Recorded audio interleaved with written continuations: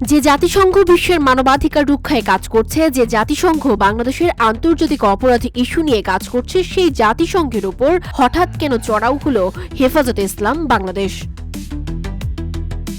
অন্তর্বর্তী সরকার বিশ্বব্যাপী নির্যাতন এবং অন্যান্য নিষ্ঠুর, অমানবিক বা অবমাননাকর আচরণ বা শাস্তির বিরুদ্ধে প্রতিরোধমূলক ব্যবস্থা জোরদার করার উদ্দেশ্যে এক সিদ্ধান্ত নেয়। সিদ্ধান্তটি হল ঢাকায় জাতিসংঘ মানবাধিকার পরিষদের আঞ্চলিক কার্যালয় স্থাপন।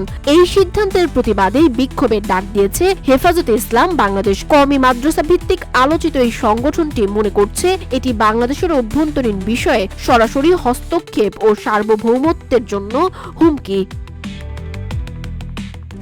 RICL TMX, যুগের পর যুগ স্থাপনা থাকে মজবুত।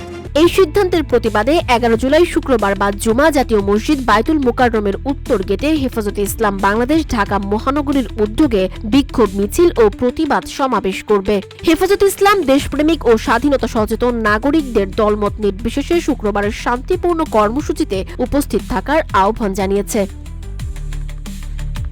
এদিকে বৃহস্পতিবার উপদেষ্টা পরিষদ ঢাকায় জাতিসংঘের মানবাধিকার বিষয়ক হাই কমিশনারের কার্যালয়ের মিশন স্থাপন সংক্রান্ত সমঝোতা স্মারকের খসড়ায় চূড়ান্ত অনুমোদন দেয়। মন্ত্রিপরিষদ বিভাগের সংবাদ বিজ্ঞপ্তিতে বলা হয়, বাংলাদেশের জাতিসংঘের মানবাধিকার বিষয়ক হাই কমিশনারের কার্যালয় এর মিশন স্থাপন সংক্রান্ত সমঝোতা স্মারকের খসড়া চূড়ান্ত অনুমোদন করা হয়েছে। এই অনুমোদনের পরই হেফাজতে ইসলাম বিক্ষোভের ডাক দেয়।